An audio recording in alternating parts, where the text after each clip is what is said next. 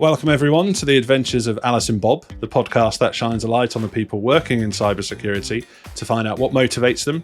They share a few stories that have helped shape their careers, and we hopefully all learn a thing or two along the way. Today, I'm delighted to be joined by Bill Graydon. He's the principal researcher at GGR Security, where he hacks everything from locks and alarms to people. Some of you may already know him from DEF CON's Physical Security Village, but I'm really thrilled and excited to welcome Bill to the show. It's been amazing to get you here, and I think let's just kick things straight off by asking who you are, and I guess how would you introduce yourself and what you do to a 5-year-old? That's a great question. And I mean, it's sort of ironic that you ask it that way because some of the individuals we work with, you sort of have to get to that level on occasion. And when we get into the stories later, you'll see what I mean. So to a 5-year-old / many of the security guards we work with, it would be we are physical penetration testers and physical security consultants, and so we started this with the interest in penetration testing, and learned quickly that you sort of have to do a lot of the blue team side as well to be valuable to your clients. So we do a lot of both now. So we are assessing the physical security of buildings generally, buildings and sites and a couple random other things.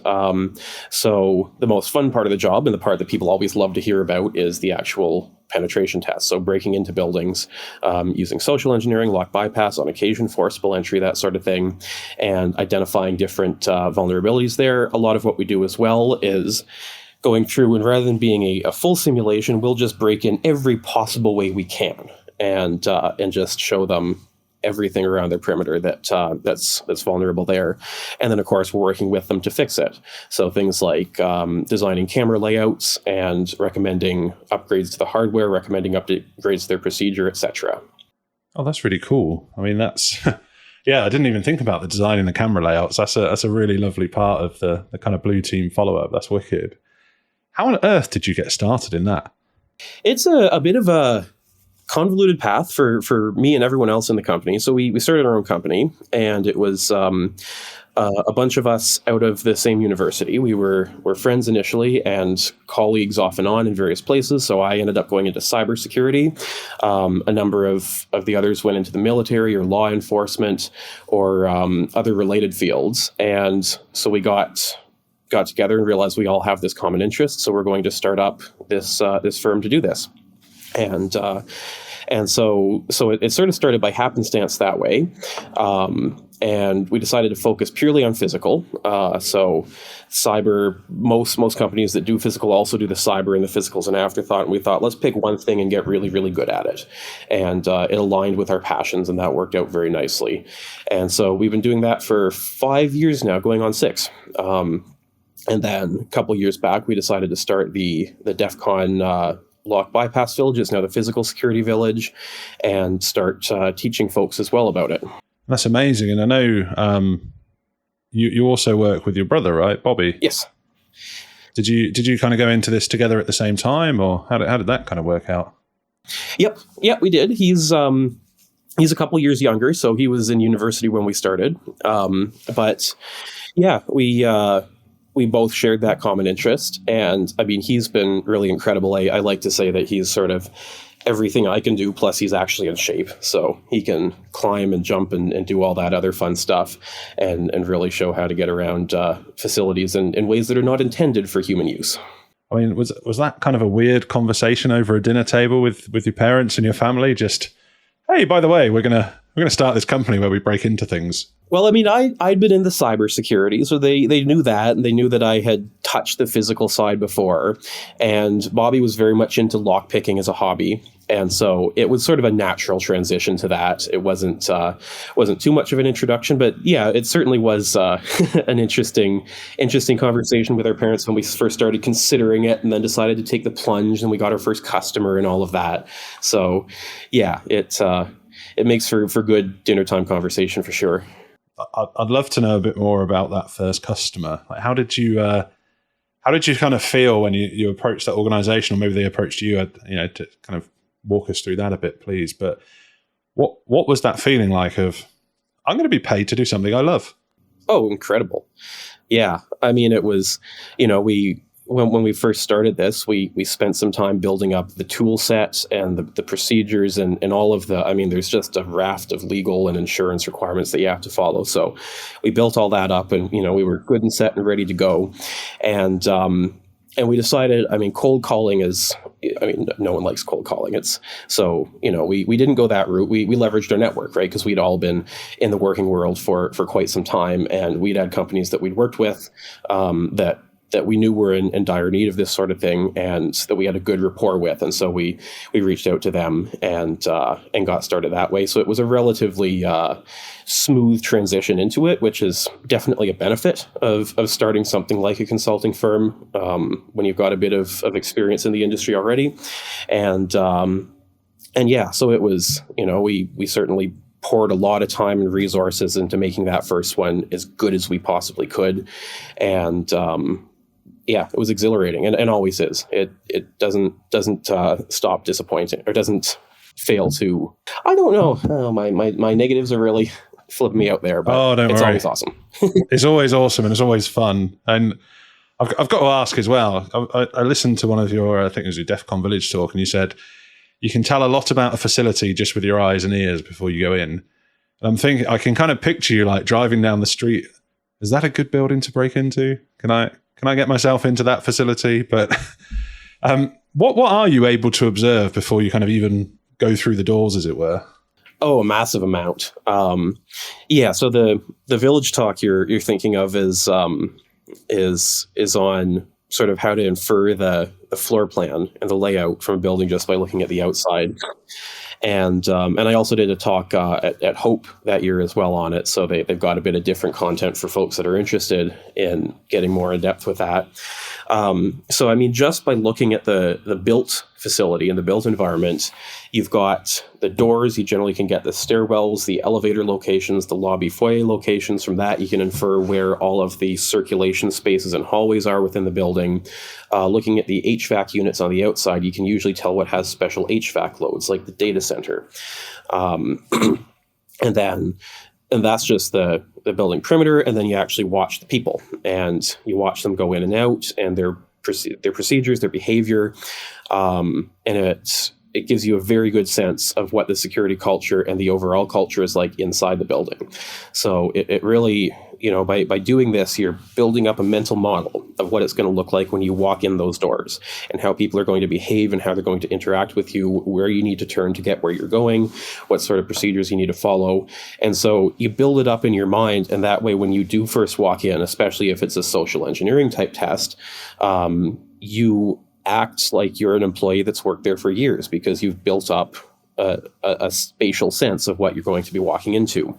And for what we call quiet hours tests, so when it's not social engineering, we're doing the bypasses and the alarm bypasses and lock picking and breaking in. When there's not people there, time is absolutely of the essence. We want to be in and out and accomplish our goal as fast as possible to demonstrate that it can be done before the response force arrives. And so same thing there, we're doing that with full knowledge of where we're going. That's amazing. And just picking on something there, you mentioned to get to our goal. Is often the goal just to be inside the building undetected, or do you aim for like specific areas, or how does that kind of work? The building is obviously a big concern, and so we're putting a lot into the perimeter, but there's usually areas within the building as well. And if not areas, it might be specific desks or locked cabinets or something like that. And so, we take a risk-based perspective there, right? We talk to the company and say, if an intruder got in, what is the worst thing they could do? And where is the worst place they could be? And that's what we're then really focusing on, because that's what's worth spending their time and effort to fix. And so for many places that looks like their IT room. Sometimes they have a data center on site. Sometimes they have a records room. And so we'll identify that. And of course, sometimes they have valuable inventory as well. And that's what we're targeting. And that can look like different things. Like for a warehouse, the entire building is valuable inventory. So, yes, once you made entry, that's breaching the perimeter, and that's a problem. But then what we're going to demonstrate is, can you actually get inventory out without being detected and stopped? And so So it's sort of moving to the exfiltration instead. Sounds very similar to kind of the planning processes, so almost following like the kind of MITRE ATT&CK framework, but you have very different things in the boxes for a physical security exercise. Do you feel there are similarities between kind of a cyber red team exercise and a physical security red team exercise? Oh, massive similarities. And it's, I've been trying to build an attack tree for a standard door for over a year now, and it just keeps ballooning because there's so many different things that can be tried on that. So, a lot of that methodology carries over pretty much one-to-one. And yeah, I mean, things like the MITRE framework, there's been sort of physical attempts at the MITRE framework before, and we've looked at those and ended up usually using our own, just because when you make it yourself, it gives a much better understanding of what you're navigating. But yeah, and a lot of the ethical and legal constraints absolutely also apply, right? So if you're doing a cyber red team type attack, you want to make sure that if you breach a particular control, you're not leaving it open for someone else to come in and, a real attacker and do that. And if there's particular legal requirements on data residency, you still can't breach that. And the same absolutely applies for physical. So we'll do things like hire external security guards to literally watch the entire perimeter of a building while we're going in and while we're compromising that security, so that we know anyone coming in or out is going to be observed and intercepted. And so our operations are not creating a real threat to that facility. I hadn't even considered how important that would be. Just like you're kind of turning off alarms, getting into areas, opening doors, walking through into areas that are sensitive and important, and you just, we should probably stop someone else following us and just tailgating through. Gosh, yeah, that's a really important consideration. We've heard from a few kind of physical security engagements, social engineers, and they almost talk about the get out of jail free card, the letter that always says you know what you're doing. Obviously, you would have kind of terms of engagement and that kind of top line coverage to make sure that if you are caught, you have that to produce and you have that contact to call. Is that dismissed, first of all, as part of the engagement? So do people think you're making that up when you kind of end up in that scenario? It's a great question. And, one of the stories that I had for today was actually a case of the opposite happening. And because we usually try to avoid pulling it out if we can and see if we can, if we get caught, explain ourselves away. And, there was one occasion where we were using, not sure if you're familiar with the double door tool. It's for when you've got two doors and a gap in the middle and a push bar to get out. And so it's just a wire that goes through that gap, pushes the bar from the other side. And we got caught red-handed using this thing with the tool in the door, pushing the bar in, and a guard walks up to us and is like, "What are you doing?"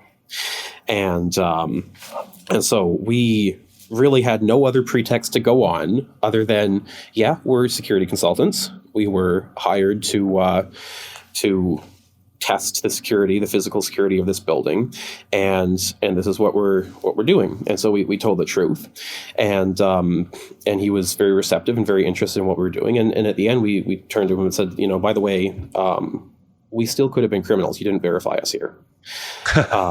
So we got on so well, but actually, we were criminals. Sorry.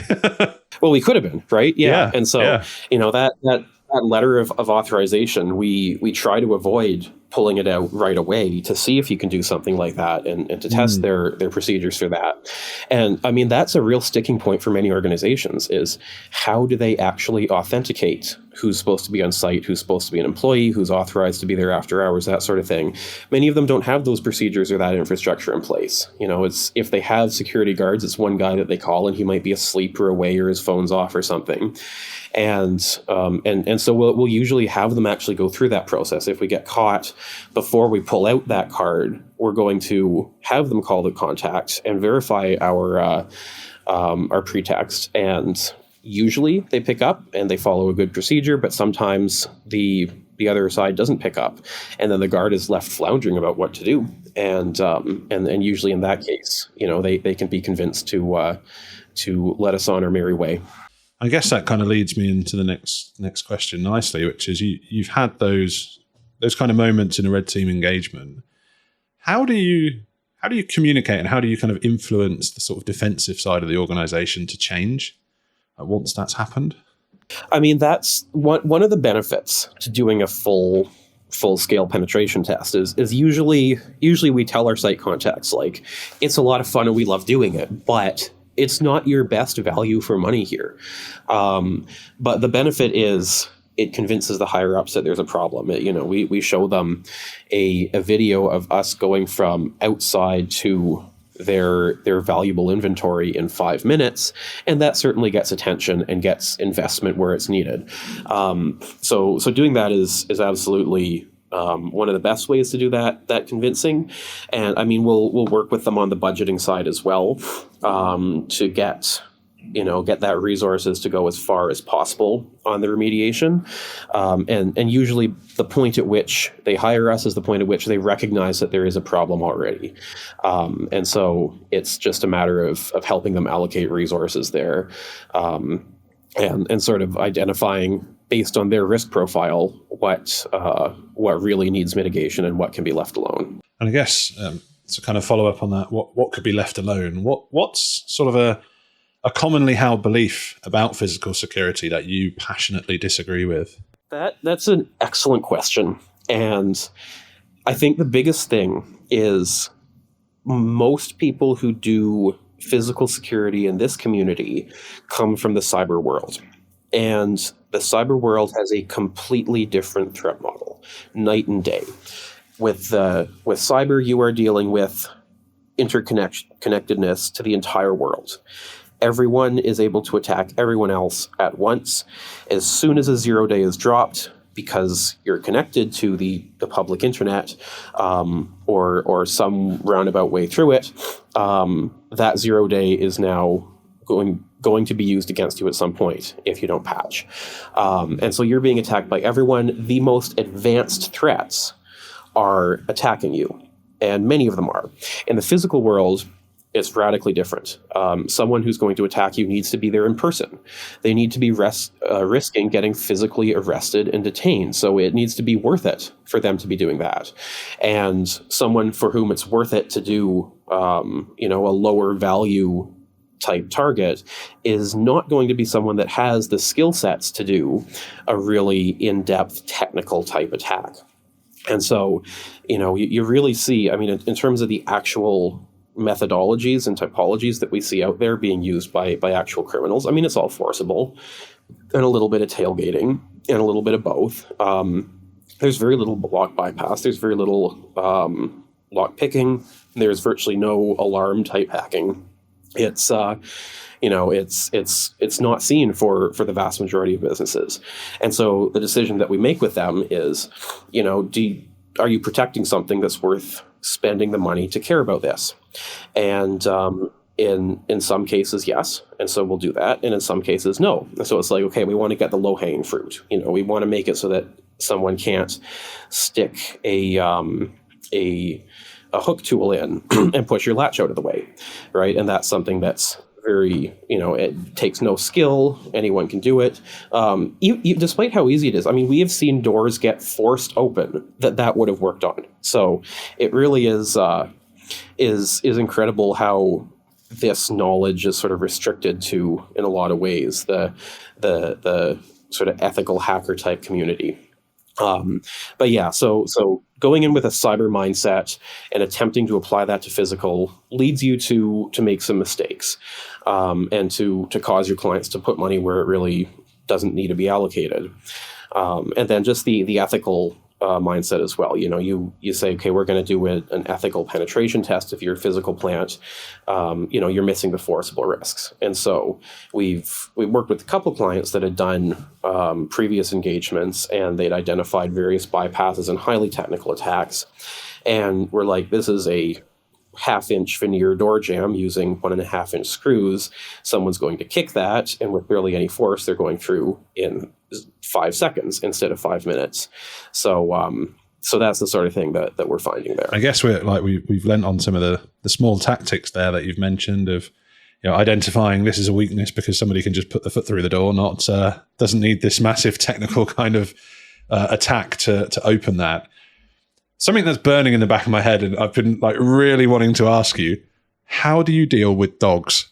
If they've got guard dogs or security dogs, is it like the cartoons? That's what I want to know.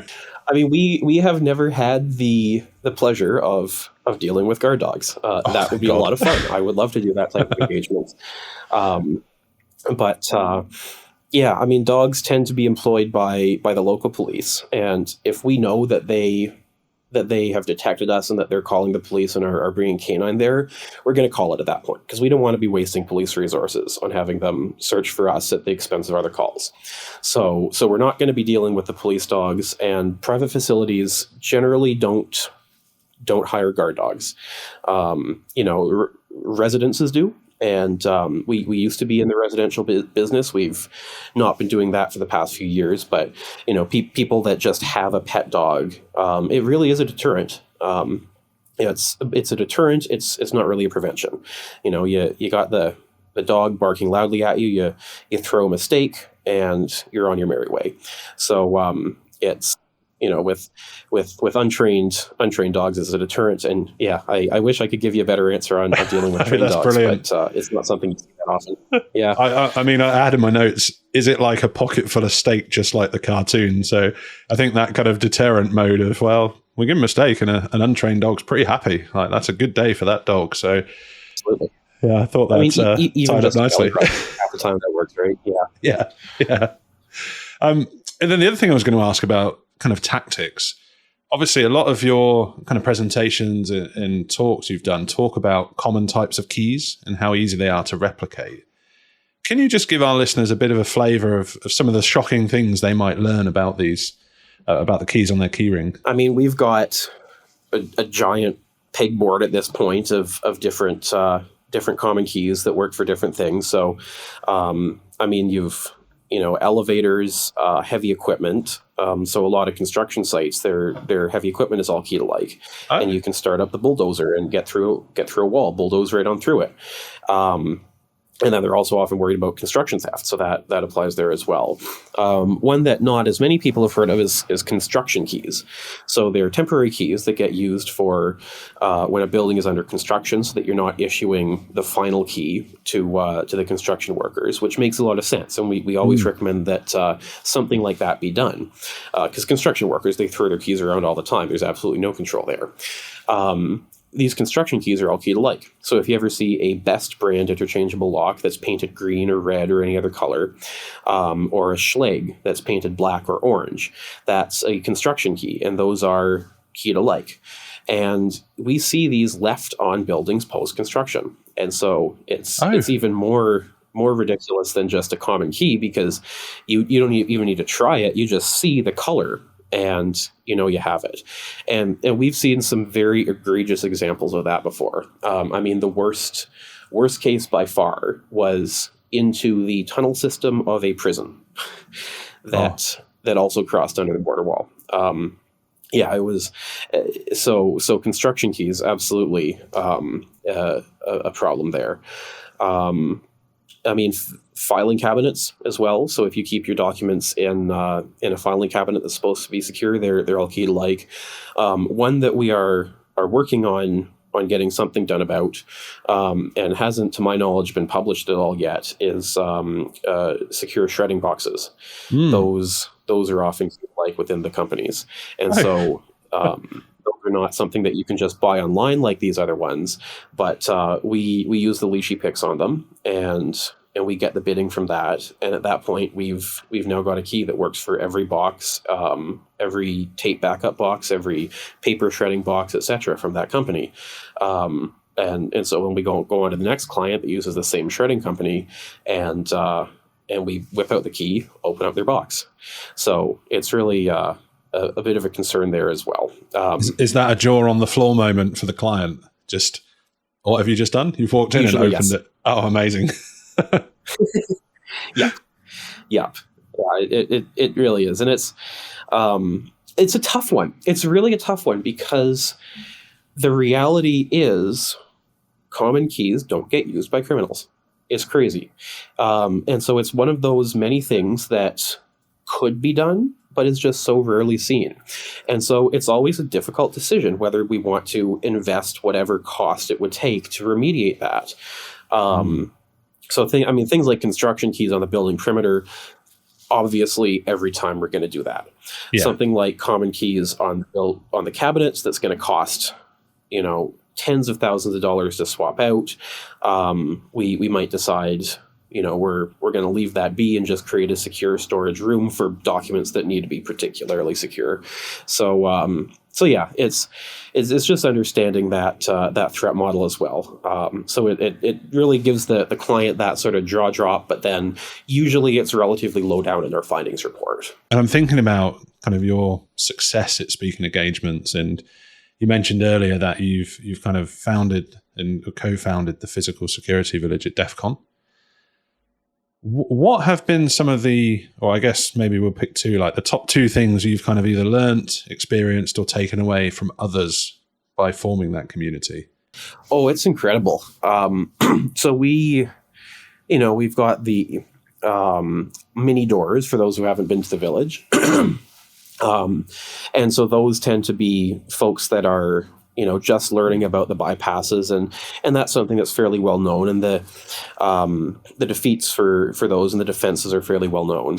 But then this past year at DEF CON, we brought in various alarm hacking. And so that was sort of based on, I gave a talk 2 years ago at DEF CON on hacking alarm wires and if you can get in and rewire those.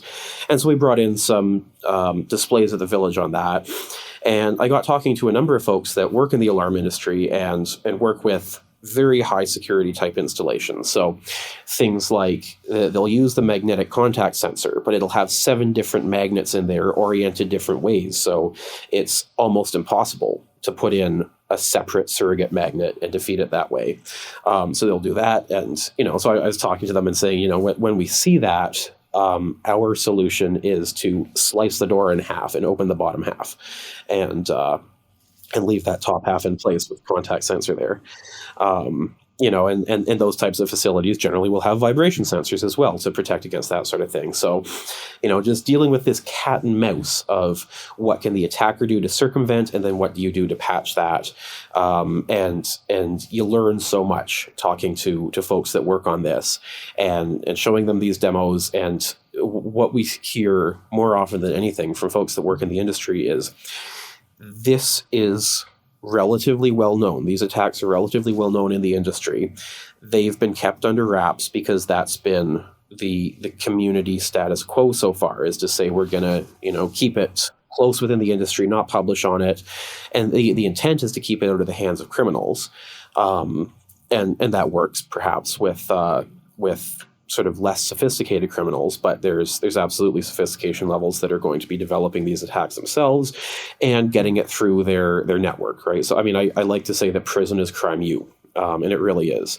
So, once you see a type of attack used once, we right away bump it up in severity on our findings reports, because we know once it's been used once, it's circulating in the community and it's going to be used again. And so that applies to the alarm bypasses as well. So yeah, sorry, that was a bit of a tangent there, but you meet some incredible people at DEF CON, and especially running a village, it attracts all the most fun people that know exactly what you want to talk to them about right to your doorstep, and it leads to some incredible conversations. Inspiring, and thank you so much for kind of putting that together as well. I think you're obviously helping so many people learn and develop and grow and improve security, which is really important. I did want to ask you, what's the engagement that you've learned the most from? I think the answer is a little bit boring. It has to be the very first one, because you're going in and doing it for the very first time. So that's definitely the one that we've learned the most from. Overall, sort of more recently with things that are what I think you're really digging for here.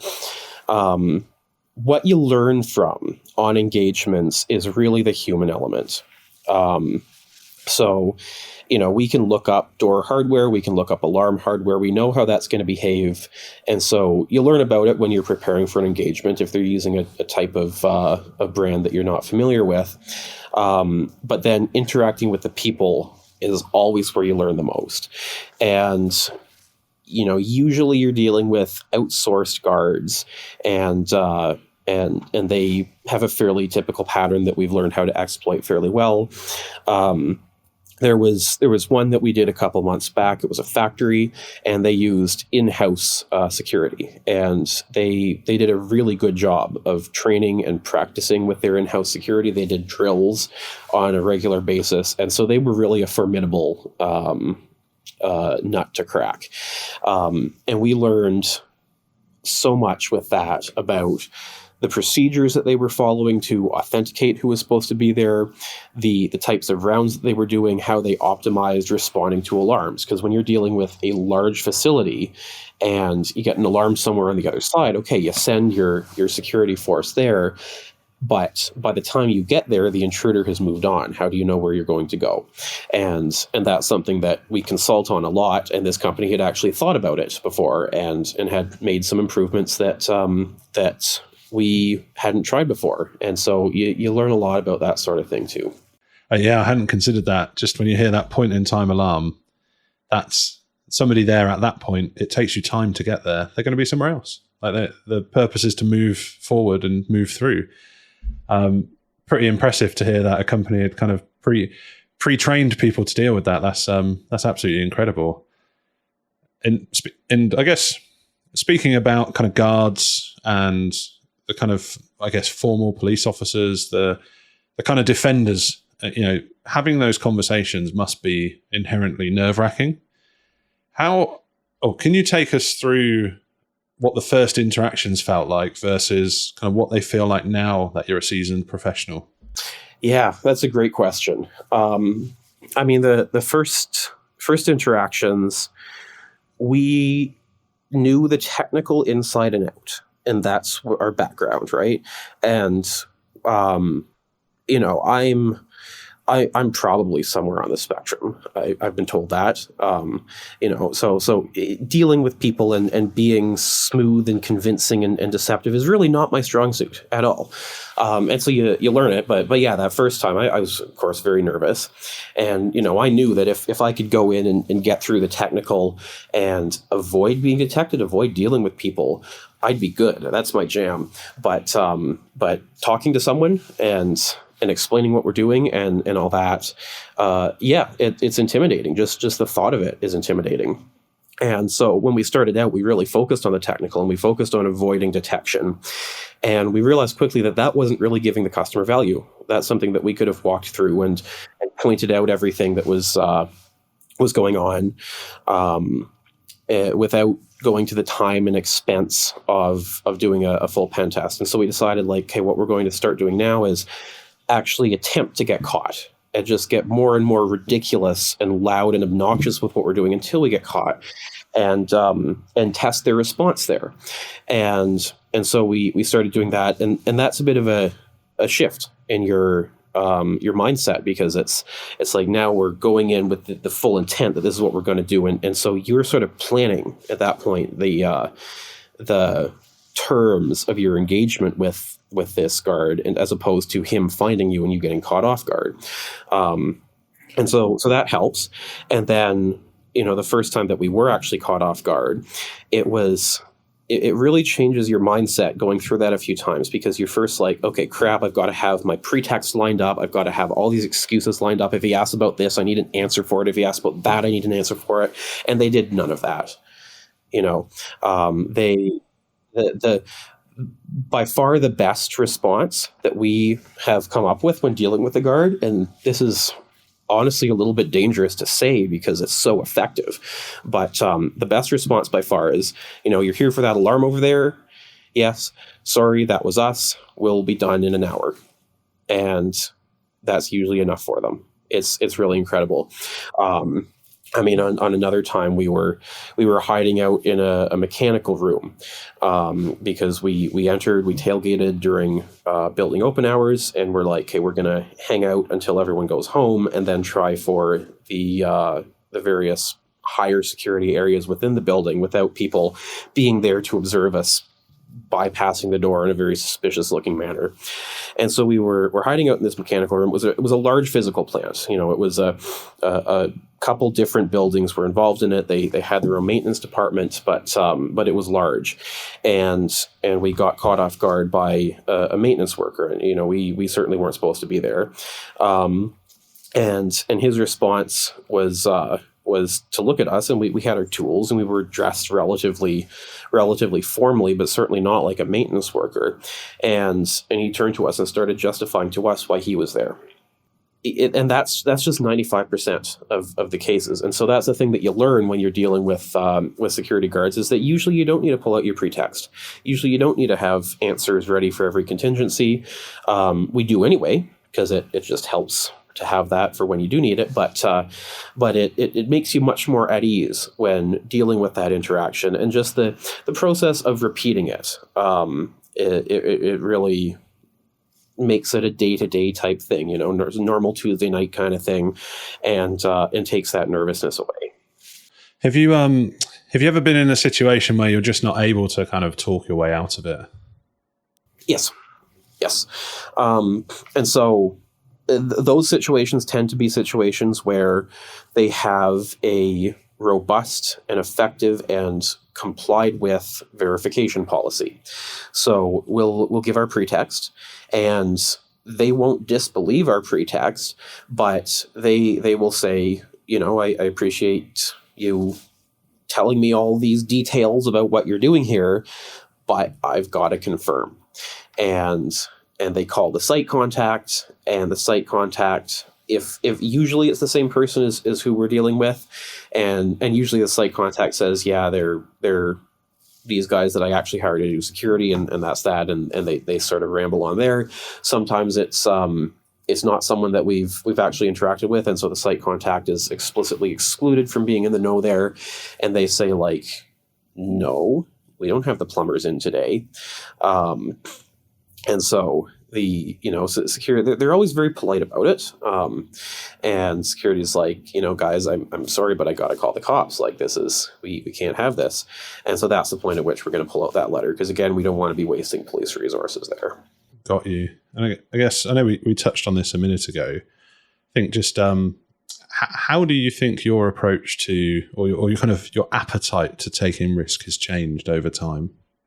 It's an interesting question. I mean, usually, like, we're bathed in risk day in and day out, but that risk is involved with the customer and their business risk. In terms of the risks that we take, we're fairly constrained on that. Just because, despite all the fun and Ocean's 11 type stuff that we can do, we're still a workplace. We still got to follow workplace safety laws. We still got to keep our insurance company happy, and that's a tough nut to crack in this field, right? And so risks to safety, like, absolutely not, full stop, never doing it. Risks to to things like getting caught, getting sort of chewed out by security guards, that sort of thing. Like, we do take those risks, and we do intentionally, because we want to test that response. And so it's a very different mindset from someone that's actually a criminal. Because when you're a criminal, like, your view of risky is a situation where you're likely to get caught. That's not risky to us. That's just us doing our jobs, is getting caught and seeing what happens. And so it really, and we got into that mindset fairly quickly after we started doing this, is you don't think like, oh crap, if I'm going to get caught, like, I'm going to the slammer for the next 20 years and all that. It's like, hey, if I'm going to get caught, it's the next part of the job. And so risk takes a very different definition there. Coming into my last few questions, as I know we're coming up on time, but there's one thing I was really keen to kind of know, and something I'm going to ask a few other guests as well. You've been this amazing active contributor in so many different fields, and you've got your own thriving business, and that that obviously has a lot of responsibility and pressure that comes with it. How would you kind of give tips to our listeners about balancing that professional and personal life and that kind of work-life balance? That's an excellent question. And I mean, the answer is, we've sort of got the two sides to it. One is the penetration testing side, like sometimes we're doing evenings and weekends. And then you've got the startup business side. And by far and away, the bigger strain on work-life balance is the startup business side. And so, with the penetration testing evenings and weekends, it's not the majority of what we're doing, honestly. Like we spend one weekend penetration testing a facility, and then we spend the next 2 or 3 weeks reporting on it and working with them to identify fixes and doing those things like security integration designs, camera designs, updated guard response policies, that sort of thing. And so that's all like fairly standard 9 to 5, sit at your desk and hammer it out type stuff. But then, just working on a startup and the demands that are involved there is much higher. And so in that case, you sort of follow the advice that every startup founder is given, and that every startup worker sort of learns very quickly, is that it's just not for everyone. And I currently don't have kids right now. I couldn't do this if I did. And my partner's involved with the company as well. And so that's a massive help, obviously. So the work-life balance there is like, okay, date night, we're going to go and break into this office here. And so that helps. But it's not for everyone, and you need to have the people that matter to you in your life be understanding and accommodating, and not have them be people where it's going to deteriorate that relationship. And so if you want to work in this field but don't want to take the startup life, I mean, like, good on you. That shows that you have good judgment. And absolutely, there's opportunities for it, and so pursue those instead. Yeah. Amazing, thank you. I really appreciate that, and appreciate your honesty there too. I'm down into my last 2 questions now. So the first one is, if you were in my shoes and you were doing the interview, what do you wish that I would have asked you that I haven't yet? Yeah, I mean, I guess you've done a very good job of covering the spectrum of what's involved.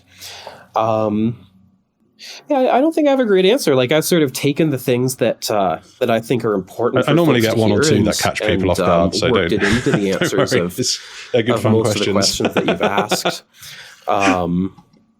And then there's a lot of questions that I get asked pretty regularly as well. Things like, for folks that are interested in getting started in this field, how do you do it, and that sort of thing.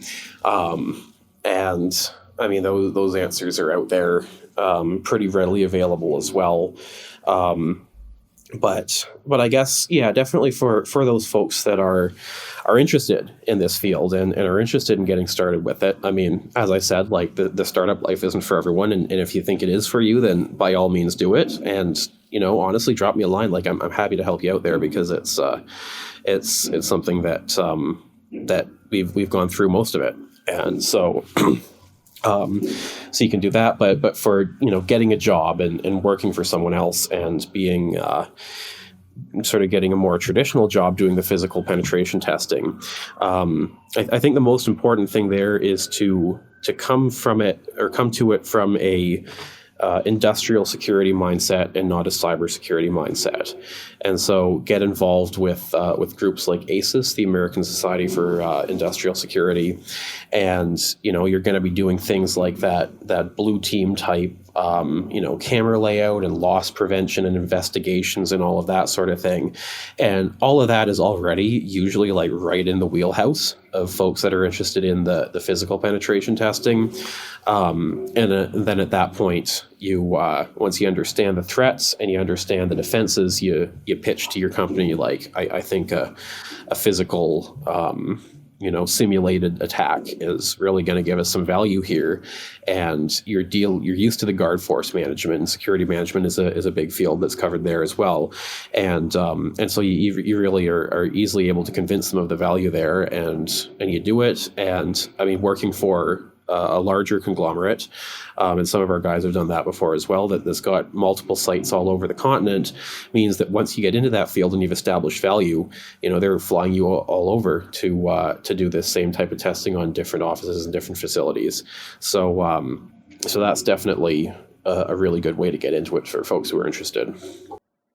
Thank you. That's really great advice. I really appreciate that, and I'm sure our listeners will as well. I've had an extra question pop in my head as you were talking, which I'm really bad for as well, because I get so excited about these things. What's your opinion on the term red team itself? Because I have lots of different people who use it to mean different things. Do you use the term red teaming? Do you use the term physical pen testing? What does it mean to you? I mean, we don't try to let definitions pigeonhole us, and we started out, again, we were, everybody wants to be a red teamer. Everyone wants to do that. And we started out with that mindset and realized quickly that doesn't provide the best value. Going in and getting in, trying to be the best attacker you can. You're taking a single path in. And so right away, you're not educating the client on all the other paths that could be taken. And so when you're trying to be the best attacker you can, you're trying to be as fast and as quiet and as covert as possible. The reality is most of the threats that they face are not going to be any of those things. Well, they will be fast. Criminals, the first thing you learn in Crime U is be in and out as fast as possible, but they won't be at all skillful in any other regard. And so you learn that red teaming is important to demonstrate value and to demonstrate the importance and put a priority on it. But then you want to go around and look at everything on the perimeter and point out all of the ways you could have got in instead of the one that you chose. And then for the remediation as well. One thing that I like to say is that for a physical pen test in particular, you should try to make everything surprise you. So, if I've looked up a particular type of door hardware or alarm panel or whatnot, and I know what the exploit is, okay, I can go and demonstrate it, and that's cool, I guess, but that's not testing. You know that's going to work. You don't need to spend your client's money and your time doing that demonstration. Instead, doing something like, I don't know what's behind this door and I can't figure it out by looking at the perimeter. So I'm going to go in there and see what's going on. And by far and away, the most value you get out of sort of being surprised on a red team engagement is how are the people going to react. And so what we're usually doing is we're doing a site survey of all of the hardware and all of the integrations that are there and pointing out all the problems of all the different paths you can take. And then when we're doing the actual penetration test, what we're testing, what we're going to be surprised by is how do people respond and what can we do to try to circumvent that. And then my last question. So we have a bit of a tradition here on the podcast now. I say tradition. We've been doing it for a while. We like to ask previous guests a question to share with other guests. So the question that's been shared from a previous guest for you is, what do you think someone with your name is supposed to be doing? So the idea is, what's the stereotypical person with your name actually doing rather than what you do? That's a good question. Yeah. So, I mean, I've sort of touched on it already with just sort of what red teaming is stereotypically thought to be, and it's and it is like being the best attacker you can be, and getting in as fast and as efficiently as possible, and not necessarily simulating the real world. I mean, to be fair, a lot of red teamers do have that mature mindset of simulate the real world, but then they're doing it by a single linear path. And one thing that I know is in the stereotypes a lot is stuff like badge cloning, and the reality with badge cloning is you just don't see it. And so it's something that if badges can be cloned with the long range readers or whatnot, it's something we absolutely recommend. We always recommend it because you shouldn't be using unencrypted over the air communications anyway. It's something that's just always going to be a lurking risk in the back of your mind. But for many customers, their optimal response is to put it on the risk register and be aware of it, but not invest however many millions of dollars it'll be to redo the integration there. And so badge cloning is something that is pretty well associated with physical penetration testing at this point. And we're doing it, we're demonstrating it, but it's usually something that we don't try to emphasize for those reasons. Thank you so much. And I know we're kind of running up on the hour, so unfortunately I'm going to have to say thank you. I mean, this has been an incredible, engaging conversation. I've really enjoyed it. I've learned so much. I don't think I'll ever look at a building in the same way again after realizing you can realize so much from the street when you're driving past. Bill, thank you so much for your time today, and thank you for giving all of our listeners such a great experience. It's been an absolute pleasure having you here, and it's been wonderful interviewing you and hearing your story. So thank you.